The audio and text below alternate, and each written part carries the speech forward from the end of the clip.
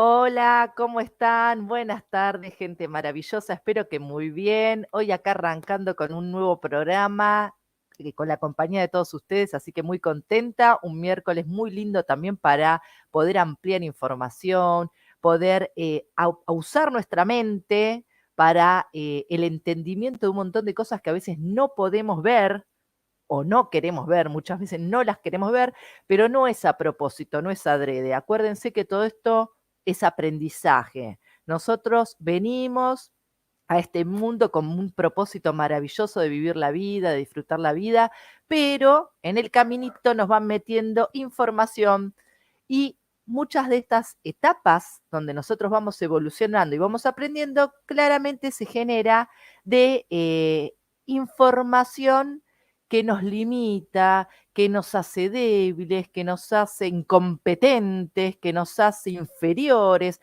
¿no? Todas palabras realmente muy fuertes y muy dolorosas que tenemos acá en esta gran mochila y que hay que aprender a soltar. Hay que aprender a ver, tomar conciencia, este famoso despertar. El despertar de la conciencia es eso, darme cuenta de todo mi gran potencial, de todo lo que yo soy, de todo lo que tengo para poder vivir esta vida de una manera increíble y disfrutar de mis momentos, disfrutar de mi interior, de mi ser, en relación con otros, obviamente, porque somos seres sociales. Y hoy vengo a hablar de un tema muy importante que en estos últimos días estuvo hablando mucho sobre el tema de la cocaína adulterada que se le vendió a varios consumidores en la zona del noroeste del conurbano de la provincia de Buenos Aires. Salió en los noticieros, bueno, yo no veo noticieros, siempre se los digo, así que toda la información me la entero por alguien. O sea, a mí me llega o por otras vías, no me pongo el noticiero, o me lo cuentan o lo veo en las redes, pero desde otro lugar, ¿sí? No desde esa información no, tóxica y negativa del murieron tantas personas, no, o sea, ya he dejado esa etapa por suerte de mi vida, pero obviamente que me tengo que informar porque es mi responsabilidad como profesional de la salud, porque tengo que actualizarme, responsabilizarme para brindarles a ustedes el mejor contenido y que ustedes puedan tener justamente ese contenido para abrir otra vez la cabecita, volvemos para atrás, ¿no? El objetivo es eso, darse cuenta, y no solamente en este caso en pos de la mejoría de la salud de uno, sino también de la salud de aquellos que nos rodean, que son quienes, nuestros amigos y familiares, a quienes amamos, ¿no? ¿Qué pasa con este tema hoy a la mañana me hicieron una entrevista que les quiero contar en una televisora santafesina de Venado Tuerto? El programa se llama Desayuno para Guerreros, muy lindo. Ya es la segunda vez que me hacen una invitación, así que bueno, en esta oportunidad hablé de estas personas que fueron internadas, ¿no? Por el consumo de esta cocaína adulterada y al alta, en cuanto regresaron a su casa, vuelven a consumir la misma sustancia adulterada. No es que fueron y se compraron otra. No, consumen lo mismo. ¿Qué pasa con este tema? ¿Por qué actúan así? Porque nosotros desde nuestro lugar decimos, podemos juzgar de 10.000 formas a esa persona, decirle de todas las maneras que uno se puede imaginar, que no valora su vida, insultos, no lo puedo creer, le falla, lo que quieran, pero no es por ahí la solución. Claramente que la solución no está en esos lugares del juzgamiento ni de la crítica. La solución está en el conocimiento. Entonces, ¿qué sucede? Punto número uno, obviamente que hubo un número bastante importante de fallecidos, lamentablemente que fallecieron casi todos en su hogar, y otros que fueron internados, que se les realizó el procedimiento correspondiente de desintoxicación en cada hospital que fueron atendidos y salieron de alta, ¿sí? Estas personas, una vez estando en su casa, si sacando estas 3 o 4 que vuelven a consumir la misma sustancia, la cocaína está adulterada, no sabemos qué conducta tuvieron en cuanto llegaron a su hogar. No sabemos si Llegaron y se fueron a dormir X cantidad de horas, llegaron y tuvieron que consumir alcohol porque estaban ansiosos, llegaron y tuvieron que consumir algún ansiolítico, justamente. No sabemos cómo actuaron. Sabemos que hubo unos 3 o 4 que volvieron a consumir la misma sustancia. ¿Qué sucede? Nosotros tenemos nuestro cerebro, voy a hacer unos dibujitos acá para que podamos comprender.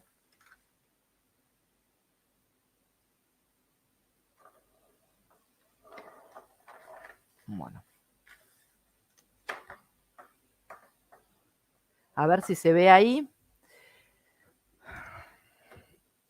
Nosotros en nuestro cerebro tenemos un área que está, esperen que vea, que está formada por múltiples estructuras. Y esas múltiples estructuras, hagamos de cuenta, este es el cerebro, esta es la parte inferior y acá después viene la médula, ¿no? ¿Se imaginan?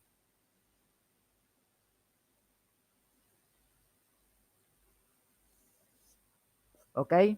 Bueno, esperen que agarro otro color, así les muestro.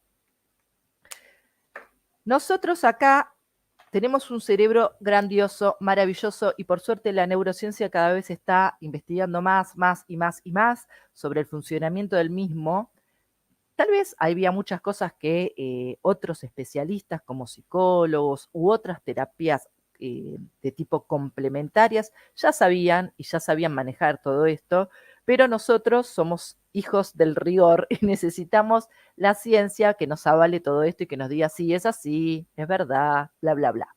Entonces, hay varias múltiples áreas en esta zona del cerebro, sobre todo muchas están acá, en la región de las emociones, como les digo yo siempre, pero también está acá en la región frontal. Todo este caminito, incluso en el tronco del encéfalo, en todo este caminito se llama vía mesolímbica. ¿Qué quiere decir esto?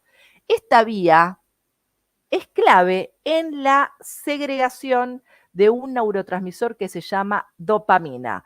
La dopamina es fundamental para todos los estímulos que tengan que ver con el placer, incluso con la actividad sexual. Por eso, cuando les hablé de relaciones, que los invito a ir a ver el programa de relaciones, la dopamina es uno de los principales protagonistas a la hora del enamoramiento, que es clave para que uno se seduzca y quede atrapado en toda una conexión con la otra persona y de esa manera genera la empatía y forma pareja, digamos, con esa persona. Después aparece el amor más adelante, ¿no? Bueno, acá, en este caso, la dopamina es fundamental porque tiene que ver con el estado de ánimo, el comportamiento, ¿sí? Imaginen que cada área de estas se conecta con una otra a través de conexiones neuronales, múltiples conexiones neuronales que tenemos nosotros de axones y dendritas, múltiples, ¿sí? Es como una especie de mapa de conexiones. Bueno, esto es clave porque esta dopamina participa entonces en el estado de ánimo, en el comportamiento de la persona, en el metabolismo también de distintas funciones, sobre todo en la secreción de la prolactina, que es clave en toda la etapa del embarazo, lactancia y demás, pero también, como les dije, en la etapa de la seducción, de la sexualidad y en la búsqueda y en el del placer. Todo esto siempre se da desde un aprendizaje. Nosotros, desde que nacemos, vamos experimentando distintas situaciones que vamos identificando. Como eso se los expliqué varias veces, nosotros tenemos en un cuerpo maravilloso conector de la información de la afuera. Este cuerpo tiene, en cierta medida, lo que se llama la recepción de estímulos externos a través de los sentidos. Nosotros tenemos los sentidos: vista, gusto, olfato, tacto, audición, ¿sí? La parte proprioceptiva que también tiene que ver con el movimiento. Entonces, cuando nosotros desde niños ya empezamos a incorporar información y a su vez nuestros papás o aquellos que ocupan ese lugar nos van marcando sonajero, manzana, y te van haciendo además demostrar el estímulo visual, gustativo, olfativo, auditivo, te van dando el nombre que ya se llama de esa manera, ¿sí? Porque nosotros tenemos mucha antigüedad con la palabra. Entonces nosotros somos seres lingüísticos por naturaleza. Además de aprender el objeto, ya le ponemos un nombre. Y si no, le decimos cosa, cosita, lo que sea, pero lo inventamos, si no el nombre, lo inventamos nosotros, porque necesitamos identificar. Entonces, en este gran proceso de esta vía mesolímbica está el sistema de recompensa funcionando, que esto está en boga completamente de estudios de investigación, porque este sistema de recompensa es ni más ni menos que el sistema relacionado con el placer y con la gratificación. Por lo tanto, cuando yo aprendo, por ejemplo, soy niño, lloro y viene mi mamá y me abraza, siento el placer, me calma el llanto, la próxima voy a volver a llorar porque ya sé, a la tercera, a la cuarta, a la quinta, que se repite este aprendizaje, lo incorporo en mi memoria y lo repito exclusivamente para generar la recompensa. Después del llanto va a venir el abrazo o la teta o el beso o la caricia, lo que sea que uno esté aprendiendo. Entonces, esto es fundamental. Y así nosotros vivimos generando este sistema de recompensa. Me siento angustiada, llamo a una de mis mejores amigas, hola, estoy mal, bla, bla, bla, y busco la recompensa que mi amiga me diga, tranquila, mañana nos vamos a tomar un cafecito, va a estar todo bien. Cuando la veo me abraza, me da tranquilidad. Incluso el sistema de recompensa está muy relacionado con el alimento. Por eso en esta vía también es clave el tema de los atracones, cuando uno ya también ahí hay un problema patológico, ¿no?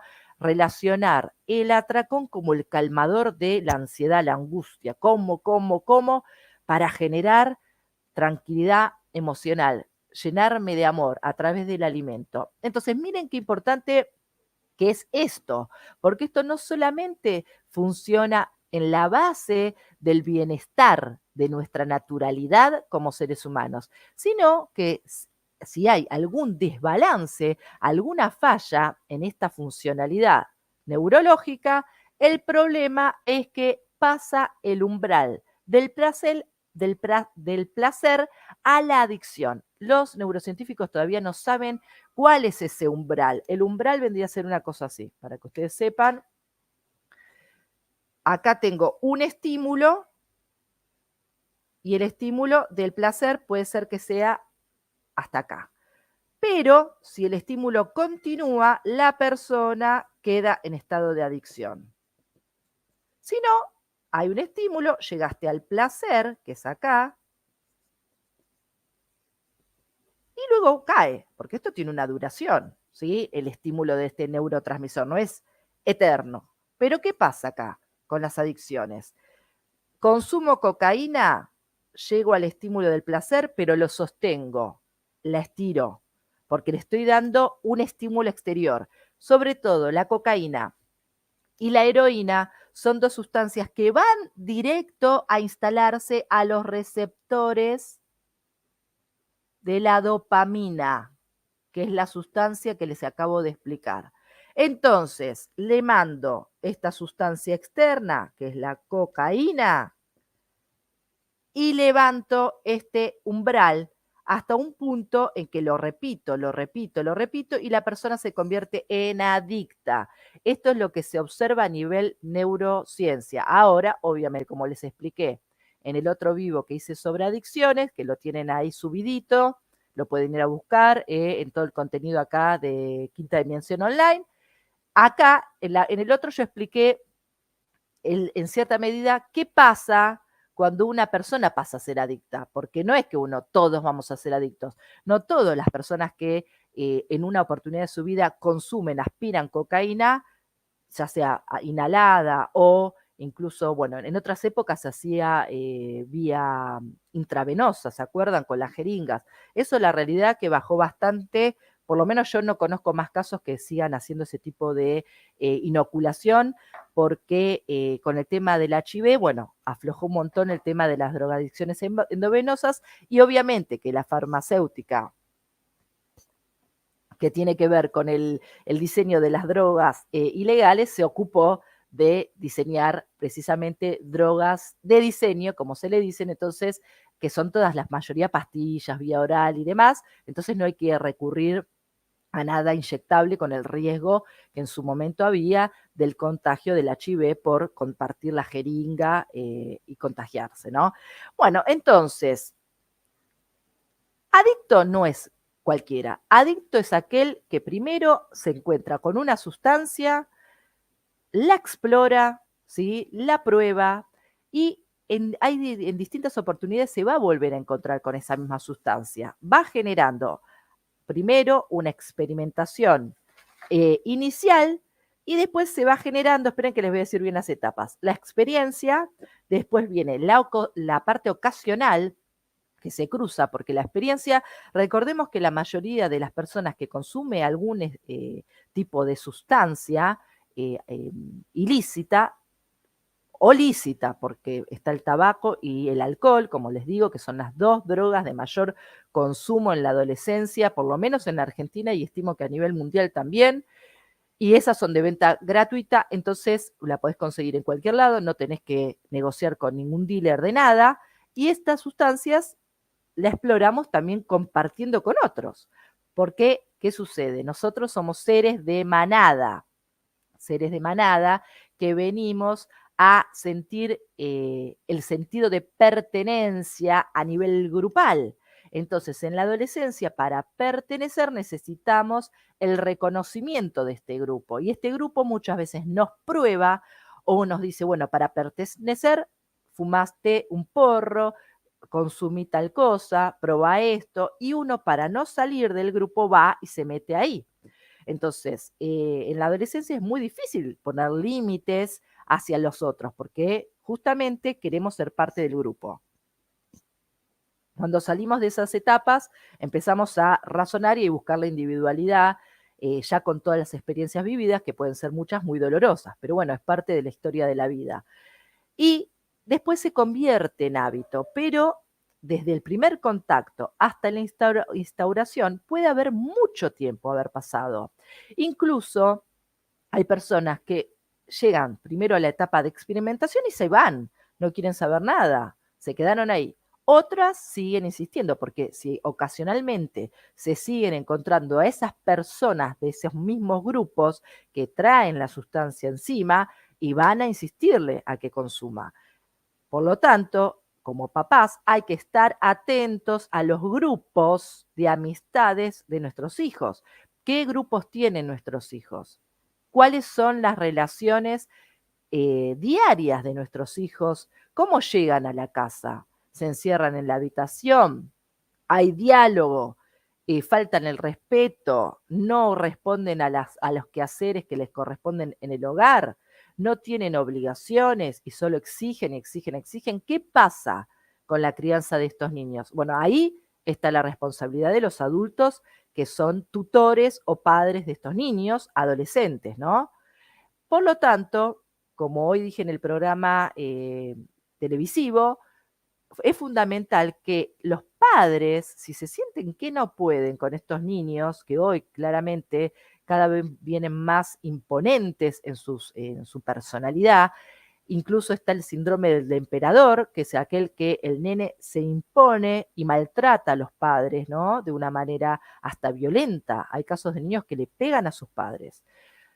Esto obviamente ya tiene que tener un abordaje de tipo psicológico, ya estaríamos hablando de un tratamiento mucho más amplio, pero algo que hay que ver ahí, ¿qué pasa con estos padres? El amor propio de estos propios padres, ¿cómo está? La autoestima de esos padres, ¿cómo está? Bueno, hay que trabajar ahí. Entonces, volviendo a lo mismo y al caso de estas personas, sigamos por acá, estas personas que fueron dadas de alta, entonces, en primer lugar, su cerebro, después de años, porque estamos hablando de grupos etarios de 30 y pico, 40 años, ¿sí? Entonces, imaginemos que pudieron haber iniciado el consumo a los 18, 20, sobre todo el consumo de sustancias que tienen un costo, aparece cuando este adolescente joven ya tiene un trabajo, un empleo, porque puede empezar a costearse su propio consumo. Hay algunos casos que obviamente le roban a sus padres, pero también tenemos que sacarnos de ahí el estigma y el prejuicio de que todos los adictos a tal sustancia son ladrones. No es así, no es así. La mayoría, esto está visto también por estudios de investigación, trabajan un montón. Se gastan toda la plata en esto, o sea, no tienen nada. Son personas que a pesar de generar dinero, no tienen prácticamente nada de bienes, ¿sí? Porque lo utilizan para el consumo. Entonces, ¿qué pasa? Hay un aprendizaje, hay una memoria y hay necesidad de recompensa. Estoy mal, busco la recompensa. En este caso, ustedes se tienen que imaginar que estas personas estuvieron internadas, ¿sí?, en un hospital X cantidad de días. En esa cantidad de días tuvieron un tratamiento exigente, ¿no?, de lavaje, de sueros y de remedios, medicación para limpiar todo tipo de sustancia que podían llegar a tener en su cuerpo. O sea, se van dados de alta sin excipientes de estas sustancias en su vía sanguínea, ¿sí? Y obviamente que el estímulo este que le hablé merma, ¿sí? El estímulo deja de estar, porque ya bajó el tema del efecto de la sustancia en sangre y por lo tanto a nivel sistema nervioso. ¿Qué sucede entonces? ¿Por qué hubieron personas que se fueron a la casa, llegaron y consumieron de vuelta? ¿Qué pasó con este tema? Bueno, punto número 1 está la abstinencia, ¿sí? Que esto es muy interesante verlo, porque cuando uno trabaja en la internación, yo las veces que he hecho guardias, sobre todo en pacientes con alcoholismo, que están sin beber alcohol durante un tiempo largo, es terrible. El cuadro de abstinencia es terrible. En el alcoholismo es muy severo, es demasiado severo, dan temblores, bueno, un cuadro hasta de delirio, muy complejo. En el caso de la abstinencia de la cocaína, hay agitación, que también es movimiento del cuerpo, alteración de la conducta, están inquietos, ¿sí?, desanimados, están fatigados, están cansados, una fatiga parecería respiratoria, de fatiga, de cansancio, sensaciones de malestar general, no se encuentran bien. Hay aumento del apetito, sueños intensos y desagradables, tienen pesadillas, no pueden descansar. Y esto también los tira a disminuir su actividad diaria, a sus quehaceres, si están teniendo un trabajo, lo mismo. O sea, no están con la energía, la motivación que la sustancia les provee, claramente. Entonces, esto claramente lleva a tener la abstinencia. Todos estos síntomas son los síntomas de la abstinencia, perdón. ¿Y esto qué genera en la persona? Puede generar dos fases como claves de la primera etapa de la abstinencia, que una se la denomina la primera fase, el crash, que esto sucede entre las primeras 5 horas perdón, entre las primeras 9 horas a los 5 días. Y acá la persona también está alterada, no tiene tantos síntomas emocionales, pero sí físicos, agitada, nerviosa, alterada, el sueño alterado. Y después viene la etapa de la abstinencia que se le dice craving, en inglés se llama craving. Me los anoto. Craving. Esto es muy interesante. El craving, tiene que ver con el antojo. Ante el estado de abstinencia aparece un cuadro de ansiedad muy grande. El deseo de consumir aparece automáticamente. ¿Por qué se debe esto? Porque estas personas, y otras adicciones también, obviamente, tienen un doble afecto.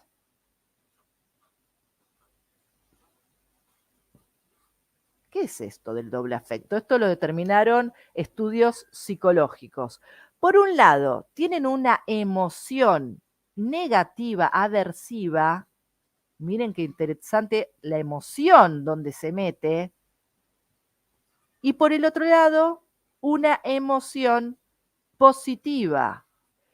¿Cuál es la emoción negativa? Es saber todo lo que les pasa cuando están en abstinencia. Ellos ya lo vivieron, no es la primera vez que lo están transcurriendo. Entonces, esto los tira muy para abajo. Y la emoción positiva tiene que ver con todo lo positivo que les trae el consumo. Todo aquello que les hace sentir el consumo, la estabilidad, el sentirse activos, el sentirse con energía, ¿sí? El sentirse motivados. O tapar, ¿no? Obviamente todas aquellas situaciones que en la cabeza los pueden debilitar en algún aspecto y por lo tanto con el consumo, al estar con otras, poner la atención en otro lado, olvidan esto, porque encima las personas que ya se consideran adictas a la sustancia ya tienen una memoria selectiva. O sea, su cerebro otra vez vuelve a trabajar de una manera muy obvia, que es, priorizan todo aquellos recuerdos buenos que le trajo la sustancia. No van a priorizar las cuestiones negativas, no van a acordarse de lo malo, de, no sé, el día que estuvieron presos, del día que se pelearon con la novia por la sustancia, porque la novia no quería que consuma más. No, su memoria es selectiva, entonces ellos sienten que es lo bueno, que esto es lo mejor que les pudo pasar, que esto es lo que los ayuda realmente a estar bien. En los casos más graves, directamente hay una apatía afectiva, directamente no hay afecto, sobre todo con el entorno, con el afuera. Entonces, por más que venga la madre, los amigos a hablarle, tienen un bloqueo hacia la emocionalidad, el afecto del afuera. Entonces esto no colabora para que esta persona pueda reflexionar o entender que consumir nuevamente una cocaína adulterada lo puede matar. No, porque acá prioriza esto, porque esto él no lo está razonando. Esto es algo, o ella, esto es algo que funciona a nivel cerebral. Es el aprendizaje, ¿sí?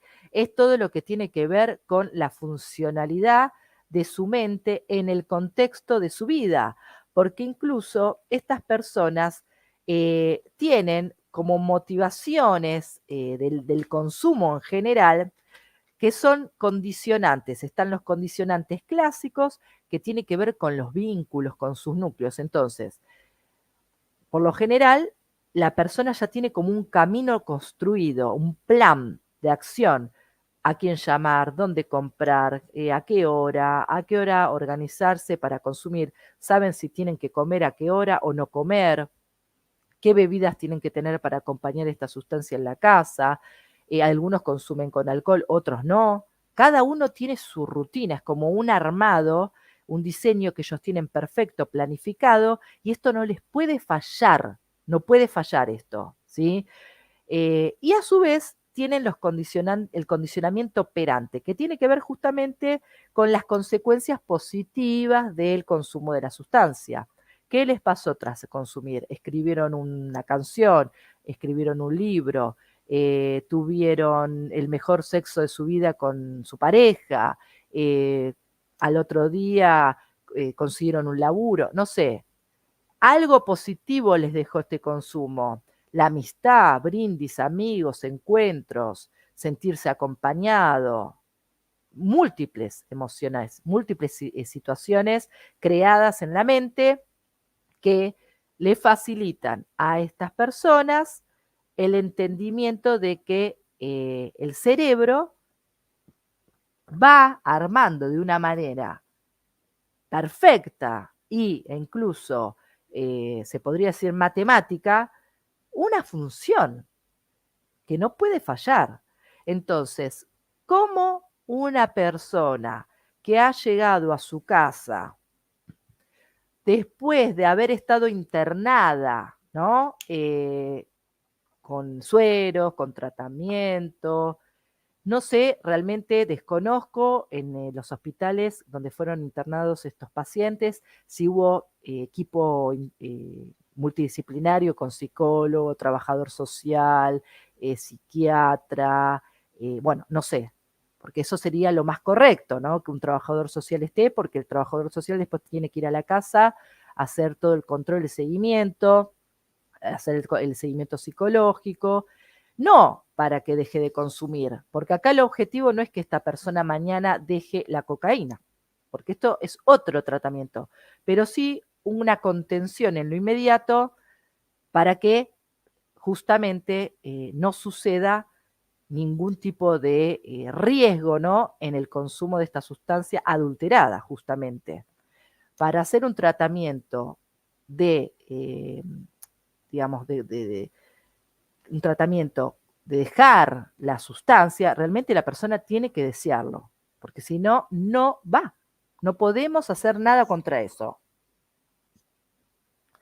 Hay casos de adictos severos, de adicciones severas, donde ya directamente no tienen vínculos familiares, donde no les importa nada, donde viven en la calle, donde ya la problemática es muy compleja. Entonces, si ahí hay riesgo de vida, o incluso ellos pueden generar un riesgo de la vida de terceros, o sea, contra alguien, ahí la justicia sí debe actuar y a través de un examen, un peritaje con juez y todo un equipo, ¿no? Que evalúa, en ese caso se va a decidir, se define en ese caso que la persona necesita internación en un lugar que puede ser denominado granja, en una clínica de rehabilitación, en el lugar que consiga la obra social o que le consiga la prepaga o en que la familia consiga, porque muchas veces no hay vacantes para los lugares de rehabilitación público, ¿sí? También por el alto consumo y a veces las autointernaciones, muchas veces son ellos mismos que ya recaen, van y otra vez vuelven a estos lugares a pedir ayuda. Por lo tanto, este tema de estas personas que han vuelto a consumir y que recayeron en una internación no es simple. No se puede juzgar, les vuelvo a decir, no podemos decir, ¿cómo hizo eso? No le da la cabeza, se quiere suicidar. Las adicciones, para varias psiquiatras y definición de varios psicólogos, sí, es un suicidio a largo plazo, obviamente, porque el proceso de este efecto nocivo que genera la sustancia en el cuerpo y a largo plazo trae grandes riesgos. Por ejemplo, la cocaína de por sí, ya tomar un poquito de cocaína ya te levanta la frecuencia cardíaca, la presión, ya de por sí, te altera la midriasis de las pupilas, se te agrandan las pupilas, bueno, genera todo lo que tiene que ver con la rigidez de los músculos, las articulaciones, por eso el famoso mandibuleo, ¿no? Esta rigidez, se quedan quietos y se mueven en el lugar, hay como una necesidad de movimiento. Es una especie de parkinsonismo que genera porque justamente la dopamina, perdón, la cocaína se aloja en los receptores dopaminérgicos. Y cuando el consumo se hace cada vez mayor, puede afectar los receptores de la dopamina en detrimento, o sea, disminuir, y ahí aparece el síndrome parkinsoniano que se los expliqué la otra vez cuando hablé de adicciones, sobre el entendimiento de que hay personas, como varios famosos, nosotros tenemos, bueno, estuvo Diego Maradona con este tema de adicción, que en los últimos años tal vez no ha consumido, pero si ustedes ven los videos de él, los últimos videos, él tiene afasia, cara de póker, se le dice, cuando no hay expresión, hay una falta de expresión facial, hay un movimiento repetitivo de uno de los brazos, por lo general, y una forma de deambular, de marcha, de pasos como cortos, ilimitados, ¿sí? No tiene una amplitud en el paso, tiene una disminución en el movimiento. Y eso sucede en muchas personas que han sido adictas a la cocaína. en Estados Unidos y otros países del primer mundo, una sustancia altamente severa de adicción, que, bueno, por suerte acá en la Argentina yo no la escuché que se consuma, es la metanfetamina, que, bueno, son sustancias que han consumido varios famosos de Estados Unidos. Obviamente que yo no tengo el dato puntual, pero es lo que se habla a nivel médico, que tiene que ver con estos famosos que tienen Parkinson, ustedes sabrán bien, y ahora no recuerdo exactamente el nombre, es el de la película de Volver al Futuro, del actor, y el boxeador, que ahora se me fue también el nombre. Ustedes saben de quiénes hablo. Bueno, entonces, obviamente que allá el consumo de esta sustancia es común, están a la par, digamos, del consumo de marihuana, parece, en estos países del primer mundo. En Europa, sobre todo la heroína. La heroína es un gran problema de consumo, sobre todo en los Países Bajos, ¿no? Holanda, toda esa zona, que por eso están con campañas de rehabilitación, con camiones exclusivos de salud, que los adictos van a rehabilitar, a buscar otras sustancias, que son en este caso también adictivas, pero la idea es sacarlos de esa situación del consumo de la heroína, y les dan medicación que ellos inyectan para rehabilitarse en algún aspecto y volver a su cotidiano. Bueno, ahí dice Fabi, bueno, cuánta valiosa información compartís. Aprendo mucho de tu conocimiento, gracias, soy terapeuta y encantada de poder asistirte a través de este canal, hermosas explicaciones, gracias.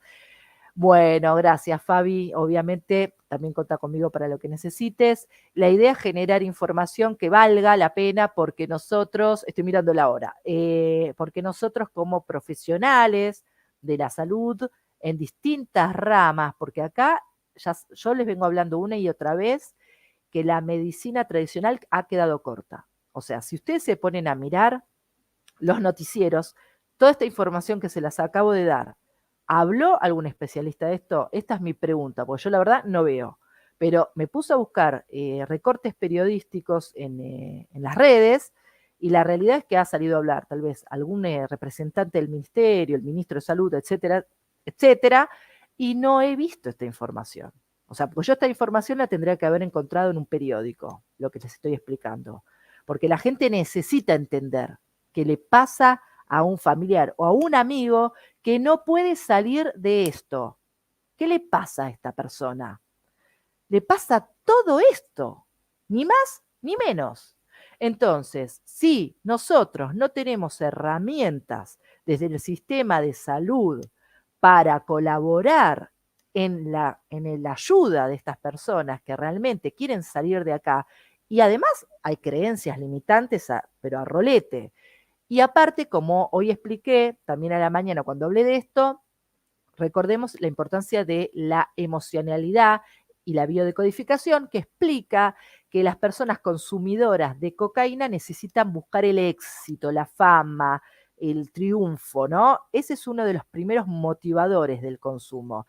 Y por el otro lado, tienen conflictos, las adicciones todas tienen conflicto de madre. Todas tienen conflicto de madre, como lo expliqué la otra vez, que es la relación de nuestra mamá es fundamental en el primer contacto de dependencia que nosotros tenemos en nuestra historia.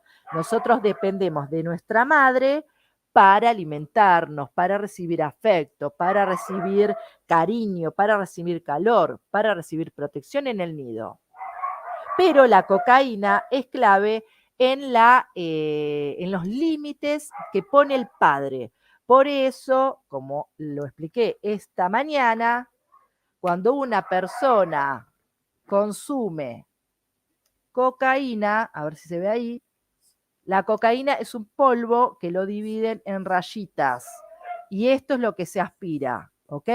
Entonces cada persona sabe el límite que tiene ella, sabe, puedo tomar una, media, un cuarto. Acá, lamentablemente, con estas personas que estuvieron internadas, ellos no tuvieron problema de límite, no es que ellos excedieron de su límite. Ellos tomaron una cocaína que estaba adulterada, no sé si con opioides, creo que ya hubo una investigación ahí.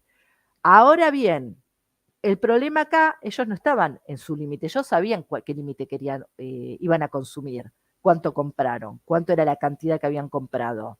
Es más, se guardaron, porque esas personas tenían guardadas en determinados lugares pedacitos, ¿sí? De estas piedritas que les venden o bolsitas para el consumo. Por lo tanto, ¿esto a qué se debe? Si yo necesito ponerme mi propio límite, ¿qué me pasó en mi vida? No he tenido límite. ¿Y de quién no tuve límite? O tuve un límite traumático, ¿sí? Un autoritarismo, un maltrato. ¿De quién? De la figura paterna. Entonces, la cocaína es principalmente la droga relacionada al padre. Y vos me decís, ¿por qué, Mariana? No es mi culpa, yo soy padre y mi hijo consume y yo no hice nada en mi vida para ocasionarle semejante daño. Ok, tal vez no hiciste nada, esa puede ser la respuesta, porque tal vez no pusiste siquiera límites. O fuiste un padre muy autoritario, un padre maltratador, y que ahora tu cerebro busca no recordar eso. Porque nosotros tenemos memoria selectiva, no hay que ser adicto para tener memoria selectiva. Y tal vez fuiste un papá violento, un papá tóxico, que en esa época era así. No vamos a juzgar al padre. Al padre no se lo puede juzgar. No lo juzgamos, no lo vamos a juzgar a la mamá por haber elegido este padre tampoco, o por haberse separado de este padre. No lo podemos juzgar, ni a la madre ni al padre. Pero sí podemos trabajar en la persona que hoy desea salir de esta situación. Cuando la persona entiende su historia de vida relacionada con este padre o estos padres, porque el árbol es un gran marcador de la información. Si en este árbol hay padres abandónicos, padres autoritarios, padres abusivos, es un árbol, lamentablemente, de padres que no han cumplido el rol protector del amor. El papá nos protege de la afuera. Y yo me tengo que hacer solo, me tengo que hacer sola en la vida. Tengo que hacer solo, tengo que salir adelante solo. Por lo tanto, ¿qué pasa? Otra vez busco los vínculos, manada, grupo, pipiripú, y la película sigue. No es tan difícil. Todo esto tiene que ver, es un círculo de información que una punta nos va a llevar a la otra. Entendiendo todas estas puntas, trabajando en todo esto, la persona que quiere puede salir de su estado de adicción. Lo tiene que elegir, no lo podemos obligar. Y como les dije la otra vez que hablé de adicciones, los adultos con los jóvenes o los niños sí tenemos que seguir ahí. Porque si yo tengo un hijo adolescente adicto, yo tengo que estar a la par de mi hijo, acompañarlo en este proceso. Pero si el adicto es mi pareja, es mi hermano, es mi amiga, yo no tengo la obligación de estar. Porque si esta persona adicta me está haciendo daño, me está generando algún perjuicio en mi vida, yo me tengo que correr, porque eso sería lo sano. Bueno, Rubén dice hermoso tema, Cintia dice hola, buenas tardes. Bueno, Fabi me dice que vive en Barcelona. Brasilera. Buenísimo. Y el esposo de Argentina. Bueno, Fabi, gracias. Entonces, a ver cómo vamos en hora. Tengo unos 10 minutitos. Entonces, el tema fundamental acá es comprender que hay mucho por hacer, mucho, que ninguna adicción es de por vida, ningún tipo de adicción es de por vida, que la mente, así como la pudimos haber alterado por este consumo, por este aprendizaje neurológico que tuvimos y que quedaron marcas, obviamente, porque lo del craving puede aparecer hasta 2 años, incluso hay una tercera fase de abstinencia, que es la fase de extinción, que esta dura indefinidamente, que es esa sensación como el gusto agradable, uy, qué lindo cuando consumía, qué lindo el recuerdo, como uno puede recordar qué lindo que fue cuando salí con tal que me enamoré, porque acuérdense que es la misma vía. Entonces te acordás de los besos de tal, que estabas enamoradísima, perdida, duraste, no sé, 4 meses con ese amor, enamoramiento total, fue un estado mismo de adicción. la misma adicción. O incluso con el alimento. Recordar un sabor, qué rico esto. Entonces, cuando estoy bajón, voy y me como tal cosa porque eso sé que me va a levantar y me va a generar placer por el sistema de recompensa, ¿sí?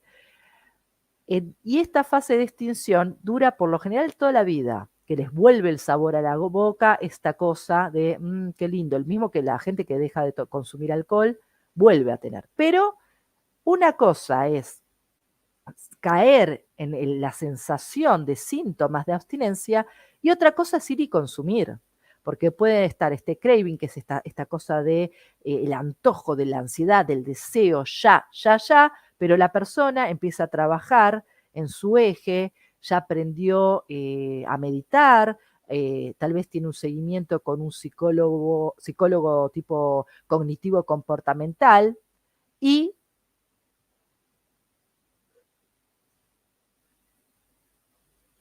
se me había cortado, pensé que habíamos... A ver, está todo bien, ¿no? Sí. Bueno, entonces empieza a trabajar en sí, empieza a crear nuevas eh, creencias para salir de estas creencias limitantes que lo llevaron en algún momento a tomar decisiones no equivocadas con estas sustancias, las reemplaza por otras creencias y por otros hábitos. Lo importante es generar hábitos positivos para llevar la misma sensación de placer, porque si yo dejo de consumir cocaína y todo el tiempo tomo alcohol y estoy sacando una cosa y la estoy reemplazando por otra que es nociva para mi salud, o el tabaco, hay gente que deja de consumir cocaína y fuma, fuma, fuma, fuma, entonces no estamos haciendo un beneficio en este caso, o fuma marihuana. El consumo de la marihuana en lo que es la fumata, fumar, esto se los digo siempre porque yo soy pro aceite cannabis, me estoy formando en todo el tema que tiene que ver con el sistema endocannabinoide, entonces es una sustancia, una droga medicinal de alta categoría, de alta calidad, que espero que se asiente fuertemente en este tiempo, porque realmente nos colabora. El cannabis se podría usar, el aceite de cannabis, por ejemplo, para bajar la ansiedad de la abstinencia a la cocaína, por ejemplo, ¿sí? Lo ideal es tener un contexto saludable. Entonces, acuérdense, si yo tengo un condicionamiento clásico en el consumo, de de tales recorridos, de tales lugares, de tales amigos, para salir tengo que cambiar de lugar. Tengo que buscar y rearmar otro recorrido en mi vida. No puedo seguir pasando por la misma calle, no me puedo seguir juntando con las mismas personas que me llevan al consumo. ¿Me pueden respetar mis amigos? Sí, pero si ellos consumen adelante de mí, y realmente es muy difícil salir de ahí.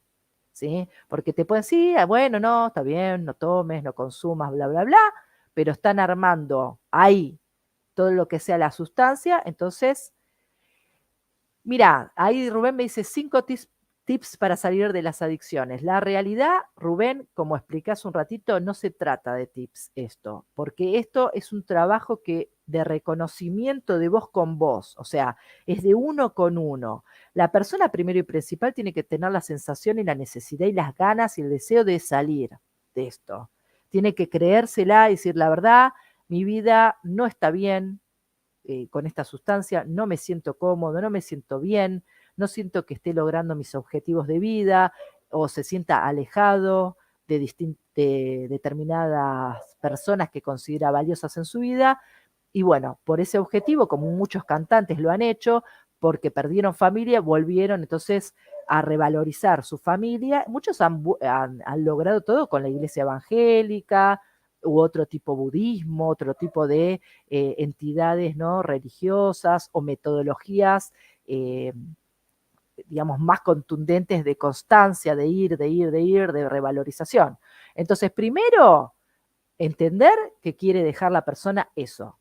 Segundo, acercarse a algún profesional acorde de la salud, puede ser un médico, puede ser un psiquiatra, un psicólogo, que colabore, ¿no? Que sea experto en el tema y que colabore para poder detectar todo esto que hablé.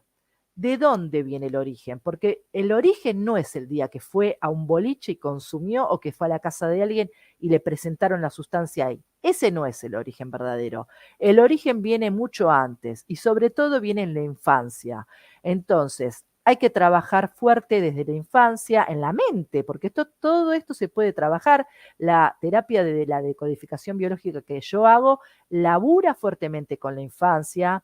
Después también están los el coaching ontológico, que también buscan eso. O sea, hay varias herramientas que pueden acompañarte o acompañar a la persona que corresponde, que necesita. Y por el otro lado, el reemplazo, o sea, ir preparando a la persona en un acuerdo, porque estos son acuerdos que la misma persona va a generar, va a escribir y va a decir, bueno, cuando estoy con abstinencia voy a reemplazar el consumo de la sustancia por 3, 4, 5 acciones que me den placer, que me den bienestar y que me permitan agarrar este camino y no recaer en el otro.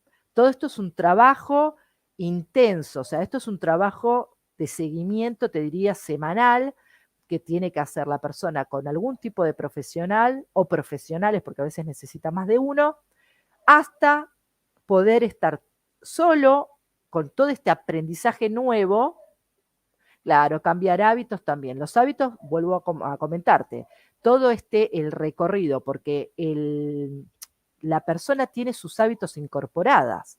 Entonces ya sabe a qué hora va a comer, a qué hora va a tomar tal cosa, a qué hora espera el dealer o a qué hora tiene que ir a comprar. Entonces, los hábitos, en este caso, son clave, porque los hábitos no es solamente que como y si hago deporte o no. Muchas personas consumidoras son deportistas, entonces no es que les falta el deporte, ¿sí? O muchas personas comen saludable, no es que no comen mal, porque se cuidan, saben, uy, no puedo afectar todo mi sistema físico, entonces tal vez comen bárbaro. Bueno, entonces, hay que hacer todo como una gran evaluación con la persona, con el consultante, con el paciente, hablar, sentarse, conocer la historia, conocer los hábitos, conocer el presente, qué cosas hoy lo motivan para salir del consumo, cuál es la motivación que tiene, su propia vida, porque le prometió a la hija, ¿cuál es la motivación? Porque esto se trata de amor propio. De promesas no vamos a lograr nada. Prometiendo a los otros no vamos a lograr nada.